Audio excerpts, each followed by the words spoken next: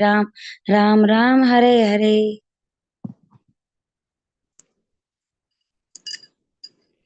ओम नमो भगवते वासुदेवाय। ओम नमो भगवते वासुदेवाय। ओम नमो भगवते वासुदेवाय। मद एक बंधो मत संगीन मद गुरु मत मन महातन महाधना मन निस्तारक मद भाग्य मद आनंद नमस्तते। तप्त नारायण नारायण नमस्कृत्य नरम च नरोत्तमं देवीं सरस्वती व्यासं तदो जयम उदीयते। नष्ट नष्टप्रायेषु अभद्रेषु नित्यं भागवत सेवया भगवती उत्तम श्लोके भक्तिर्भवति नष्ट की। मूकं करोति वाचालं पंगु लंघयते गिरिं यतः कृपा तमः वन्दे परमानंद माधवम्। कृष्णाय वासुदेवाय देवकी नंदनाय च नंद गोप कुमार राय गोविंदाय नमो नमः।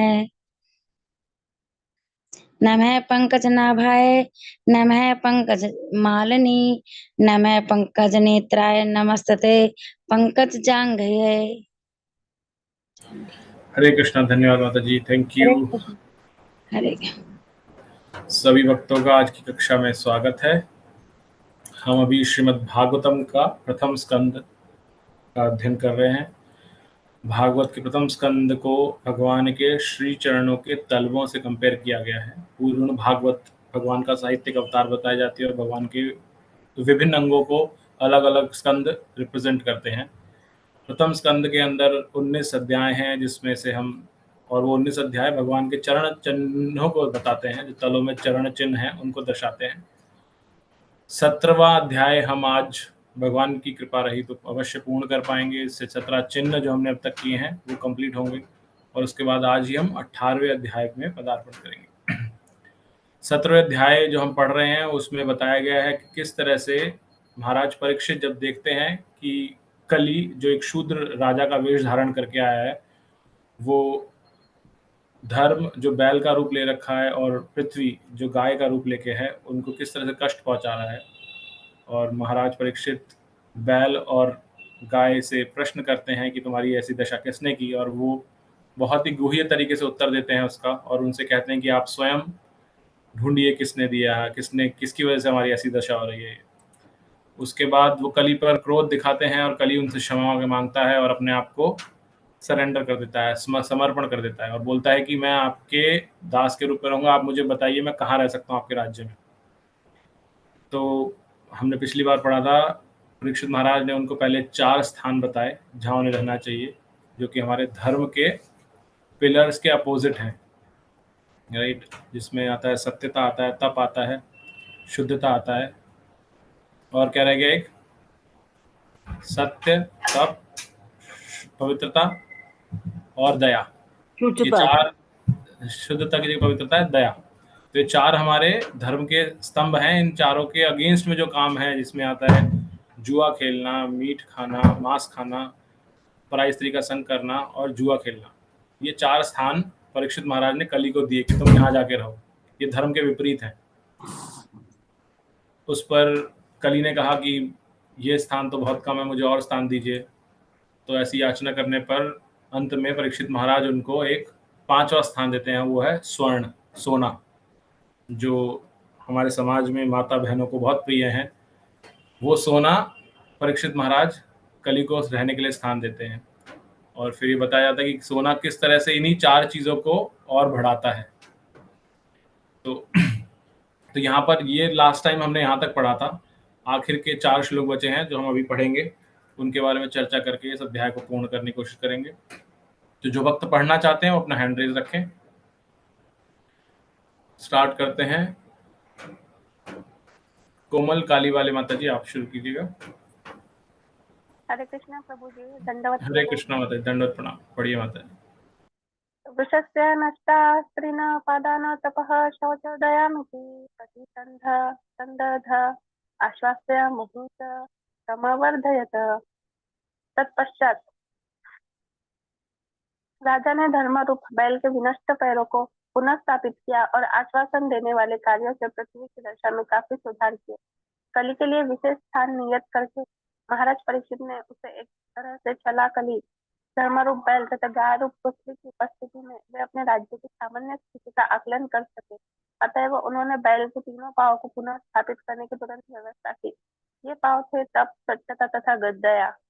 विश्व भर के लोगों के सामान्य लाभ के लिए उन्होंने स्वर्ण भंडार को समाज में स्थायित्व लाने के लिए प्रयुक्त किया। सोना निष्ठुर, असत्य, मद, वैश्य बुद्धि, शत्रुता तथा हिंसा को जन्म देने वाला है, किंतु सुयोग्य राजा या जननेता अथवा ब्राह्मण या सन्यासी के मार्गदर्शन में वही सोना धर्म रूप बैल के लुप्त पावों को फिर से स्थापित करने में प्रयुक्त किया जा सकता है। अतएव महाराज परीक्षित ने अपने पितामह अर्जुन की भांति कली की तुष्टि के लिए रखे सारे अवैध सोने को एकत्र किया और श्रीमद् भागवत के उपदेशानुसार उसे संकीर्तन यज्ञ में प्रयुक्त किया। जैसा कि हमने पहले सुझाव दिया है, संचित धन के वितरण के लिए इसके 3 विभाग करने चाहिए। 50% भगवान की सेवा के लिए, 25% परिवारजनों के लिए, तब 25% निजी आवश्यकताओं के लिए। आय का 50% भगवान की सेवा के लिए या संकीर्तन यज्ञ के माध्यम से समाज में आध्यात्मिक ज्ञान के प्रसार हेतु व्यय करना सर्वोच्च मानवीय करुणा का प्रदर्शन होगा। सामान्यतया विश्व के लोग आध्यात्मिक ज्ञान के विषय में विशेष रूप से भगवत भक्ति के विषय में अंधकार में रहते हैं। अतएव भक्ति में सेवा के क्रमबद्ध दिव्य ज्ञान का प्रसार करना सबसे बड़ी दया है जो विश्व के प्रति प्रदर्शित की जा सकती है। जब प्रत्येक व्यक्ति को अपने संचित होने का 50% हिस्सा भगवान की सेवा में अर्पित करने के लिए शिक्षा दी जाएगी, तो निश्चय ही तप, स्वच्छता तथा दया स्वतः पीछे पीछे आएंगे और इस तरह धर्म के खोए हुए तीनों पांव स्वतः स्थापित हो जाएंगे।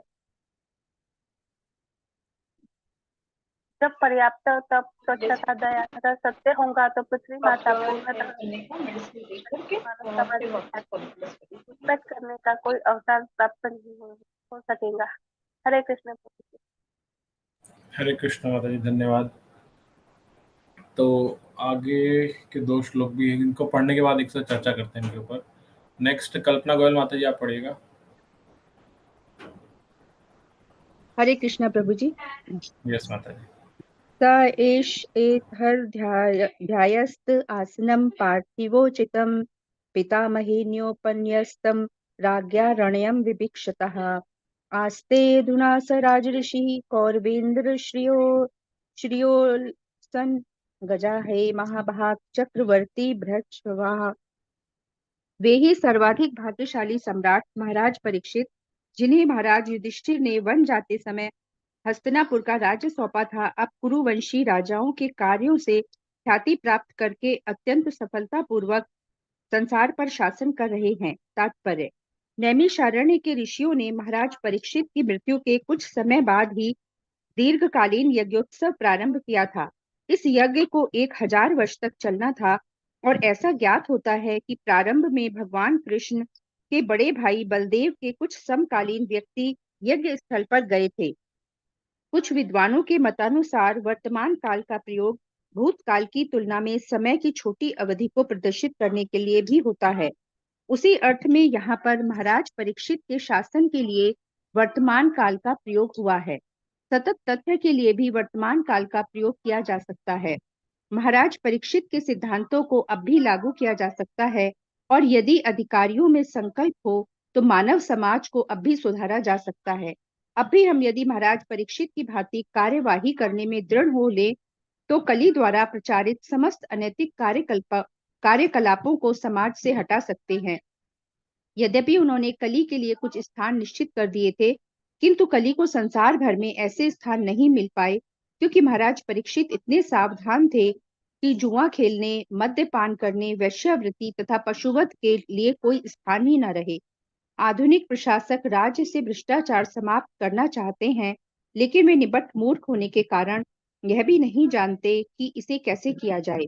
वे जुआ खेलने के अड्डे, मदिरा तथा अन्य नशीली औषधियों last time I was not there ना, इसका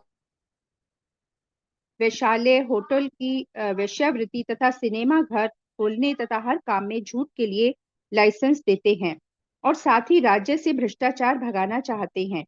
वे ईश्वर चेतना के बिना ईश्वर का राज्य चाहते हैं। भला दो विरोधी बातें एक साथ कैसे संभव हो सकती हैं? यदि हम राज्य से भ्रष्टाचार दूर करना चाहते हैं तो हमें सर्वप्रथम समाज को इस तरह संगठित करना होगा कि वह धार्मिक सिद्धांतों को, तप, स्वच्छता, दया तथा सत्य को ग्रहण करे, और हमें परिस्थिति को अनुकूल बनाने के लिए जुआ, शराब, वेश्या तथा असत्य के सारे स्थानों को बंद कर देना पड़ेगा। ये कुछ व्यवहारिक शिक्षाएं हैं जो हमें श्रीमद् भागवत से प्राप्त होती हैं। हरे कृष्णा प्रभु जी। हरे कृष्ण माता जी। नेक्स्ट नंदिनी माता जी, आप पढ़िएगा। हरे कृष्ण प्रभु जी, दंडवत प्रणाम। रत्न। इत्थं भूतानुभावोऽयमभिमन्यु सुतो नृपः यस्य पालयतः क्षौणीं यूयं तत्राय दीक्षितः। अभिमन्यु पुत्र महाराज परीक्षित इतने अनुभवी है कि उनके पटु शासन तथा संरक्षकत्व के बल पर तुम सब इस प्रकार का यज्ञ संपन्न कर रहे हो। तात्पर्य: ब्राह्मण तथा सन्यासी समाज के आध्यात्मिक उन्नयन में अत्यंत दक्ष होते हैं, जबकि क्षत्रिय या प्रशासक मानव समाज में भौतिक शांति तथा संपन्नता लाने में दक्ष होते हैं। दोनों ही सुख के स्तंभ समान हैं, अतएव वे जन कल्याण में पूर्ण सहयोग के निमित्त होते हैं। महाराज परीक्षित कली को अपने कार्य क्षेत्र से भगाने में अत्यंत अनुभवी थे, जिससे राज्य में आध्यात्मिक प्रबुद्धता के लिए स्थान मिल सका। यदि सामान्य लोग ग्रहणशील न हो तो आध्यात्मिक प्रबुद्धता की आवश्यकता पर बल दे पाना कठिन होता है। तब स्वच्छता, दया तथा सत्य ये धर्म के मूल सिद्धांत है। इनसे आध्यात्मिक ज्ञान को ग्रहण करने की भूमिका तैयार होती है और महाराज परीक्षित ने इसके लिए अनुकूल परिस्थिति बना ली थी। इस तरह नैमिषारण्य के ऋषि 1000 वर्षों का यज्ञ करने में सक्षम बने। दूसरे शब्दों में, राज्य की सहायता के बिना दर्शन का कोई मत या धर्म निरंतर प्रगति नहीं कर सकता। सभी के लिए कल्याणकारी इस अच्छे कार्य के लिए ब्राह्मणों तथा क्षत्रियों के बीच पूरा सहयोग होना चाहिए। महाराज अशोक के समय तक भी यह भावना बनी रही। राजा अशोक ने भगवान बुद्ध को पर्याप्त समर्थन प्रदान किया, जिससे उनका संप्रदाय सारे विश्व में फैल गया। इस प्रकार श्रीमद् भागवत के प्रथम स्कंद के अंतर्गत कली को दंड तथा पुरस्कार नामक 17 अध्याय के भक्ति वेदांत तात्पर्य पूर्ण हुए। हरे कृष्ण। हरे कृष्ण माता जी, धन्यवाद। तो हमने इन अंतिम 4 श्लोकों में देखा कि किस तरह से जब महाराज परीक्षित ने कली को 5 स्थान दे दिए, तो उन स्थानों पर स्थान देने का अर्थ क्या है कि पहले कली पूरे में फैल रहा था, और जब फैल रहा था तो कुछ भी नुकसान पहुंचा सकता था, इसलिए धर्म के जो 3 स्तंभ थे वो गिर चुके थे। तो उसको समेट करके एक जगह कर दिया। जैसे कि समाज के अंदर जो उद्दंडी मनुष्य होते हैं, जीव होते हैं, अगर उनको समाज में खुला छोड़ा जाए तो क्या होगा? सब जगह त्राही त्राही फैल जाती है। इसके लिए सरकार बनी, पुलिस बनी, और उनका काम क्या है? ऐसे उद्दंडी लोगों को, ताकि समाज में आतंक ना फैले, इसलिए उनको एकत्र करके एक जगह बंद कर दिया जाता है। उसे हम जेल बोलते हैं, राइट? तो जेल में डालने से क्या हुआ? वो सारे उद्दंड व्यक्ति, जीव जिनकी सोच गलत है, वो जेल में रहते हैं और समाज सुरक्षित रहता है, साफ अच्छे से रहता है। इसी तरह से महाराज परीक्षित ने कली को पूरे में जो फैलने की कोशिश कर रहा था, उसको इकट्ठा किया, और क्योंकि वो सरेंडर कर चुका था, उसको वो 5 स्थान दिए और कहा तुम यहीं रहो। इस तरह से उसका जेल हो गया वो। और इस तरह से वो बाकी समाज के अंदर जो धर्म के 3 स्तंभ गिर चुके थे, सत्य बचा हुआ था, लेकिन तब स्वच्छता और दया, ये जो गिर गए थे, इनको वापस से स्थापित किया। तो ये यहाँ बताया गया। पुनः जो हम अभी बात कर रहे थे, सोने की बात यहाँ आई कि सोना एक स्थान है जहां पर जो 4 स्तंभ हैं, इनके विपरीत कार्य होता है। असत्य, मद, वैश्यावृत्ति, हिंसा, इन सबको जन्म देता है वो। लेकिन साथ साथ इंपॉर्टेंट क्या है? किसी भी चीज को अगर वो नेगेटिव है, अगर भगवान से कनेक्ट किया जाए तो पॉजिटिव हो जाती है। तो यहाँ पे क्या बताया गया कि अगर वही राजा, ब्राह्मण या नेता या घर का स्वामी, अगर उसी सोने को या धन से भी कंपेयर किया जा सकता है, तो धन को अगर प्रॉपरली यूज करता है, उसका मार्गदर्शन भगवान की सेवा में करता है, तो क्या है? वो धर्म को वापस स्थापित कर पाता है। तो वापस से कई बार हम पढ़ चुके हैं। पहली बार जब पढ़ा था तो शायद अचंभित हुए होंगे हम बहुत ज्यादा, लेकिन अब प्रभुपाद जी तात्पर्य में बार बार अलग अलग जगह बताते आ रहे हैं। उनकी पुस्तकों में भी हमने पहले पढ़ा है। क्या बताया है कि बेस्ट तरीका क्या है? इस सोने को या धन को उपयोग करने का कि आप अपने धन के 3 भाग बनाइए। 50% किसके लिए होना चाहिए? भगवान की सेवा के लिए होना चाहिए, या भगवान की जो सेवा कर रहे हैं उनके लिए, अध्यात्म को बढ़ाने के लिए होना चाहिए। ऐसी जगह आप उसको उपयोग में लाएं, डोनेट करें ऐसे लोगों को। बाकी जो बचा 50%, उसके 2 भाग होने चाहिए। एक 25% हो गया आपके परिवार के लिए, आपके रिलेटिव्स के लिए, और एक 25% जो बचा वही सिर्फ आपकी आवश्यकताओं के लिए होना चाहिए। ऐसा शास्त्रों के हिसाब से प्रभुपाद ने हमें बताया है। अगेन ये बहुत ही एस्पिरेशनल है, हम सब इतने लेवल तक तो नहीं पहुंचे, लेकिन ये हमें बताता है कि कहाँ क्या हमारे शास्त्र बताते हैं और हमें कहाँ जाने की आवश्यकता है। अभी हम स्वयं भोगी बन चुके हैं, दान के रूप में हम 1 रुपया 10 रुपया ऐसे ही देते हैं, लेकिन आवश्यकता क्या है? उस जगह तक पहुंचने की। जब ऐसा पहुंचेंगे, सभी ऐसे करेंगे, तब समाज में अध्यात्म बढ़ेगा और उस वो जो धन है, सोना है, लक्ष्मी है, उसका सदुपयोग होगा। अदरवाइज वो सारा लक्ष्मी बोल रहा हूँ, कली का सोर्स रहेगा। और कली के सोर्स में क्या होगा? कली के सोर्स में ये 4 चीजें पनपेंगी जो धर्म के विपरीत है। तो हमें ये बताया गया। इंपॉर्टेंट चीज, जब हम बोलते हैं कि दान करना या जन कल्याण के लिए कुछ कार्य करना, तो लोग सोचते हैं कंबल देना, रोटी देना, कपड़ा देना, मकान देना, ये सब जन कल्याण है। लेकिन प्रभुपाद जी अपने पुस्तकों में ये भी बताते हैं कि ये जन कल्याण आप बाह्य रूप से देख रहे हैं किसी व्यक्ति का। बाहर से कोई गरीब दिख रहा है, भूखा है, कपड़े नहीं पहन रखे, सड़क पे सो रहा है, तो मतलब आप उसकी मदद कर रहे हैं। लेकिन क्या सिर्फ मदद उसी को चाहिए? ऐसे बहुत से लोग हैं जो अमीर हैं, लेकिन अमीर होते हुए भी उनको सोने के लिए डिप्रेशन में जी रहे हैं, मतलब गोलियां खाते हैं, राइट? या फिर आप देखते हैं कि इतने ज्यादा डिप्रेस हो जाते हैं कि वो छत से कूद जाते हैं, इतने अमीर होते हुए भी, राइट? तो प्रभुपाद जी कहते हैं कि जो एक्चुअल बीमारी है या एक्चुअल जो प्रॉब्लम है मानव कल्याण की अगर चाहिए, तो वो आध्यात्मिक है। आप बाह्य रूप से देख के नहीं समझ सकते, वो सबके लिए अंदर है, आत्मा के लेवल पे होनी चाहिए वो। और वो क्या है? अध्यात्म। इसलिए हर किसी को होना चाहिए। इसलिए जो बुक डिस्ट्रीब्यूशन की जाती है उसमें नहीं देखा जाता कि गरीब है, अमीर है, सबको बुक डिस्ट्रीब्यूशन होनी चाहिए। प्रसाद वितरण है, प्रसाद वितरण में अगेन वो नहीं है। ये हमारे समाज में लोग ऐसे देखते हैं, अरे गरीबों को खाना खिला रहे हैं। गरीबों के लिए नहीं है सिर्फ प्रसाद। प्रसाद क्योंकि आत्मा के स्तर पे है, वो सबके लिए है, क्योंकि सभी स्ट्रगल कर रहे हैं। तो इसलिए हमें इन चीजों को बढ़ावा देना चाहिए।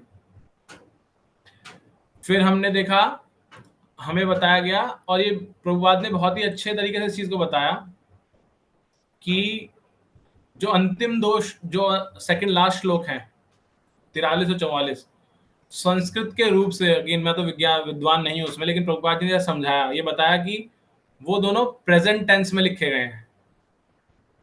क्या लिखा गया उसमें? कि शासन कर रहे हैं, अभी भी सफलतापूर्वक शासन कर रहे हैं, राइट? तो प्रभुपाद जी ने इस प्रेजेंट टेंस कि लोग कंफ्यूज ना हो, इसको समझाने के लिए हमें स्टार्टिंग का पैराग्राफ बताया। और उन्होंने बताया कि एक्चुअल में तो 1000 वर्ष से ऊपर हो चुके थे परीक्षित महाराज को गए हुए भी, लेकिन फिर भी यहाँ ऐसा क्यों किया जा रहा है? क्योंकि कुछ विद्वान ऐसा मानते हैं कि वर्तमान काल का प्रयोग भूतकाल की तुलना में समय की छोटी अवधि को प्रदर्शित करने के लिए होता है। जब कभी ऐसा बोला जाता है तो ये दिखाने के लिए कि समय भूतकाल, मतलब वर्तमान, भूतकाल जो है वो कितना लंबा चला आ रहा है, उस चीज को दिखाने के लिए कि कितना जल्दी से चीज हो गई कोई चीज। जैसे हम साधारण तौर पे बोलते हैं ना, अरे अभी कल की तो बात है, मैं अभी इतना ये कार्य कर रहा था, लेकिन उस चीज को 1 वर्ष हो चुके होते हैं। जब हम ऐसे कॉन्टेक्स्ट में बोलते हैं, क्या दिखाते हैं कि वो समय पीछे का इतना छोटा गया है, हम उसको इस तरह से बोल रहे हैं। तो यहाँ पर इस तरीके से जो श्लोक को प्रस्तुत किया गया, वो यहाँ ये दिखा रहा है कि कुछ समय पूर्व की बात ऐसा लगता है, ऐसा प्रतीत होता है, इसलिए उसको ऐसे प्रेजेंट टेंस में बोला गया। और ये प्रभुपाद जी क्यों कर रहे हैं? क्योंकि कई जो इसके विवेचन करता होंगे भागवत के, वो इसका कुछ गलत मीनिंग निकाल सकते हैं। वो कहेंगे अरे देखो, इस श्लोक से तो लगता है परीक्षित महाराज अभी भी जीवित है, या और कुछ बता सकते हैं। लेकिन प्रभुपाद जी उस कॉन्टेक्स्ट को क्लियर करने के लिए पहला पैराग्राफ क्लियर करते हैं। फिर हम देखते हैं,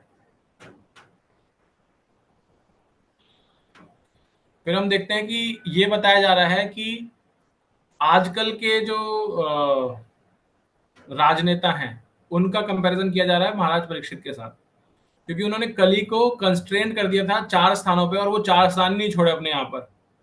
उनके राज्य में कहीं पर भी जुआ घर नहीं थे, कहीं मद्यपान नहीं होता था, कहीं वैश्यावृत्ति नहीं होती, पशुवध नहीं होते थे। तो वो स्थान ही नहीं थे, तो कली भटक रहा था, स्थान मिलने के बाद भी भटक रहा था। तो वो बहुत ही लिमिटेड स्पेस मिल गई थी उसको। लेकिन हम इसके कॉन्ट्रास्ट में आज क्या देखते हैं, आज जो हमारे लीडर्स हैं वो चाहते हैं कि भ्रष्टाचार खत्म हो जाए, राइट। ऑलमोस्ट 10-12 वर्ष पूर्व दिल्ली में एक संकल्प छिड़ा था जिसका नाम था इंडिया अगेंस्ट करप्शन, भ्रष्टाचार के विरुद्ध जो लड़ाई। और उससे एक पार्टी, एक संगठन का उदय भी हुआ था जो इस करप्शन के अगेंस्ट थी, राइट। और आज 12 वर्ष बाद, या ये बोले कि 2021 में उसी संगठन की जब सरकार बनी तो उसने शराब को लाइसेंस कर दिया, बल्कि उसको और भी कुछ स्कीम करके ऐसे किया। तो ये बिल्कुल जो प्रभुपाद जी यहाँ बता रहे हैं उसी से कनेक्टेड है कि आप भ्रष्टाचार को तो हटाना चाहते हैं, लेकिन आप लाइसेंस दे रहे हैं। किस चीज के लाइसेंस? कि जुआ घर खोलो, मदिरालय खोलो, नशीली औषधि खोलो, वैश्यालय खोलो, या फिर सिनेमा घर खोलो। तो आप ये नेगेटिव चीजों को तो बढ़ावा दे रहे हैं और कह रहे हैं हम भ्रष्टाचार हटाएंगे। तो ऐसे नहीं हो सकता। भ्रष्टाचार अगर हटाना है, भ्रष्टाचार क्या है? कलयुग का एक रूप है। तो भ्रष्टाचार हटाना तो इन 4 चीजों को आपको कंट्रोल करना होगा, आपको इनको बहुत कम करना होगा, तभी भ्रष्टाचार भागेगा। ये ऐसे ही है कि हम ईश्वर चेतना के बिना ईश्वर का राज्य चाहते हैं। ये दोनों परस्पर विरोधी बातें हैं, ये दोनों एक साथ नहीं हो सकती। फिर हम अंत में ये देखते हैं, प्रभुपाद जी बताते हैं हमें कि श्रीमद् भागवतम हमें व्यवहारिक शिक्षाएं प्रदान कर रहा है। वो व्यवहारिक शिक्षाएं क्या है कि आपको अगर एक समाज चाहिए जिसमें शांति रहे, शिष्टाचार रहे, ऐसा करना है तो आपको धर्म के जो 4 स्तंभ हैं, तप, पवित्रता, शुद्धता, दया या सत्यता, इन चारों को ग्रहण करना ही होगा। जब आप इनको ग्रहण करेंगे तब आप नगली स्टेप के लिए रेडी होंगे, यानी कि आप सात्विक भाव में रहना सीखेंगे। और सात्विक भाव में ही आप गॉड कॉन्शियसनेस है या कृष्ण कॉन्शियसनेस है या भक्ति जो है उसको ग्रहण कर सकते हैं। अगर आप तमोगुण या रजोगुण में रहेंगे तो आप भगवान की भक्ति को स्वीकार नहीं कर पाएंगे। तो ये हम बताते हुए हमारा ये अध्याय जो था उसका अंतिम श्लोक आता है, जिसमें ये बताया, एंड अगेन इसमें सूत गोस्वामी शौनक आदि ऋषियों को एक ऐसे बताते हैं कि जो आज हम यहाँ कथा के लिए बैठे हुए हैं ये किस वजह से हो रहा है, क्योंकि महाराज परीक्षित ने कली को इतने कंट्रोल्ड वे में रखा, उसको पटु शासन कहा गया है यहाँ पर, और उन्होंने हमें संरक्षण प्रदान किया गया।